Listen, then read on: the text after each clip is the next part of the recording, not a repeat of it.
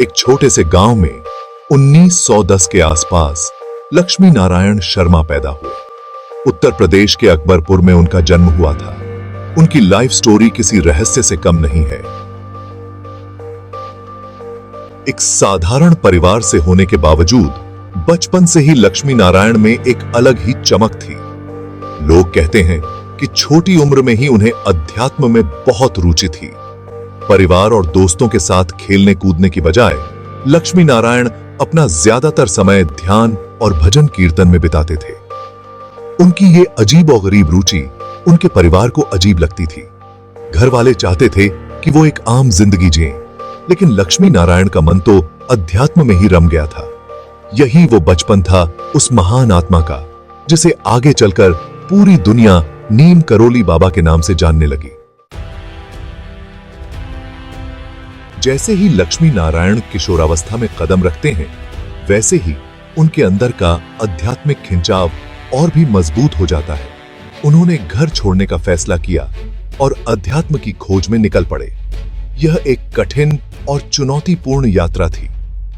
बिना किसी गुरु या मार्गदर्शक के लक्ष्मी नारायण ने पूरे भारत के पवित्र स्थलों की यात्रा की। इस दौरान उनकी मुलाकात कई संतों और महात्माओं से हुई। उन्होंने उनके प्रवचन सुने और ध्यान की अलग अलग तकनीकों को सीखा। उनका सिर्फ एक ही लक्ष्य था, आत्म साक्षात्कार।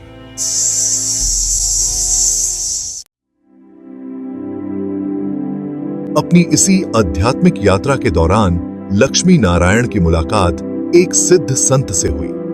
उन संत ने उन्हें हनुमान जी की आराधना करने के लिए कहा जाता है कि हनुमान जी की कृपा से लक्ष्मी नारायण को दिव्य ज्ञान की प्राप्ति हुई। इस घटना के बाद ही लोग उन्हें नीम करोली बाबा के नाम से पुकारने लगे। नीम करोली नाम उन्हें उत्तराखंड के नैनीताल जिले में स्थित एक छोटे से गांव नीम करोली से मिला। यहीं पर उन्होंने अपना आश्रम स्थापित किया।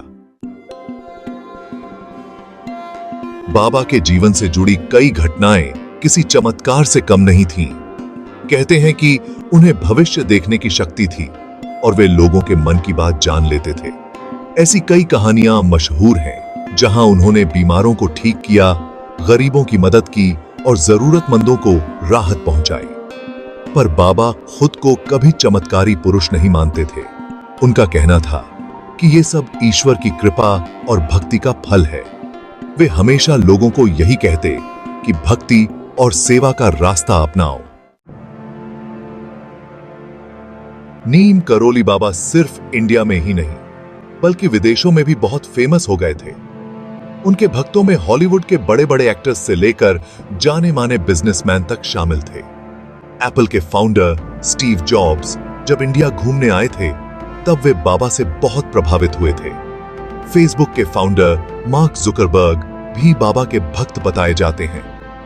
हॉलीवुड एक्ट्रेस जूलिया रॉबर्ट्स भी बाबा के आध्यात्मिक विचारों से बहुत प्रभावित थीं। इनके अलावा रामदास जैसे कई और वेस्टर्न स्पिरिचुअल गुरुज भी बाबा के अनुयायी बन गए थे। ये एक ऐसा सवाल है जो अक्सर लोगों के मन में आता है, क्या स्टीव जॉब्स सचमुच नीम करोली बाबा से मिले थे?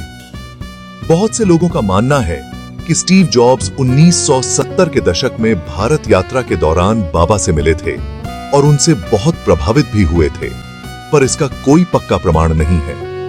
कुछ लोग ये भी कहते हैं कि स्टीव जॉब्स बाबा से मिलने उनके आश्रम गए थे, लेकिन उस समय बाबा वहां नहीं थे। सच्चाई जो भी हो, लेकिन ये तो पक्का है कि स्टीव जॉब्स बाबा के विचारों से बहुत प्रभावित थे और उन्होंने अपने जीवन में उनके सिद्धांतों को अपनाने की कोशिश की। नीम करोली बाबा ने कभी कोई किताब नहीं लिखी और न ही कोई आधिकारिक प्रवचन दिया। फिर भी उनकी शिक्षाएं उनके भक्तों द्वारा आगे बढ़ती रहीं। बाबा हमेशा यही कहते थे कि प्रेम, करुणा, सेवा और समर्पण यही सबसे जरूरी है। वे हमेशा लोगों को ईश्वर की भक्ति करने, जरूरतमंदों की मदद करने और एक दूसरे के प्रति प्रेम और सम्मान रखने के लिए कहते थे। उनका मानना था कि असली खुशी पैसों और चीजों में नहीं, बल्कि आध्यात्मिक जागृति में है। उत्तराखंड के नैनीताल जिले में स्थित कैची धाम नीम करोली बाबा का मुख्य आश्रम है। यह जगह अपने शांत वातावरण और प्राकृतिक सुंदरता के लिए बहुत फेमस है। हर साल हजारों श्रद्धालु यहां बाबा को श्रद्धांजलि देने और उनका आशीर्वाद लेने आते हैं। कैची धाम आध्यात्मिक लोग और टूरिस्ट दोनों के लिए एक बहुत ही महत्वपूर्ण जगह है। आकर लोग शांति और खुशी महसूस करते हैं। नीम करोली बाबा के बारे में कई तरह की बातें और मान्यताएं प्रचलित हैं। कुछ लोग उन्हें अमर मानते हैं तो कुछ उन्हें भगवान का अवतार। लेकिन सच तो यह है कि बाबा खुद को एक साधारण इंसान मानते थे जो सिर्फ भगवान की भक्ति में लीन था। वे हमेशा लोगों को अंधविश्वास और दिखावे से दूर रहने के लिए कहते थे। उनका कहना था कि सच्ची भक्ति वो होती है जो दिल से की जाए, दिखावे के लिए नहीं।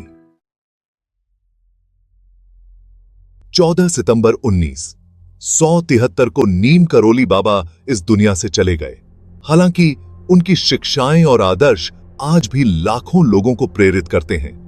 बाबा का जीवन इस बात का सबूत है कि सच्ची भक्ति और समर्पण से क्या क्या हासिल किया जा सकता है। उनकी कहानी हमें प्यार, करुणा, सेवा और समर्पण का महत्व सिखाती है। नीम करोली बाबा भले ही आज हमारे बीच नहीं हैं, लेकिन उनकी शिक्षाएं हमेशा मानवता का मार्गदर्शन करती रहेंगी। उनके भक्त उनके जीवन और चमत्कारों का जश्न मनाते रहते हैं। उनके प्यार और भक्ति का संदेश फैलाते हैं। अगर आपको यह कहानी अच्छी लगी तो सब्सक्राइब और शेयर करना ना भूलें।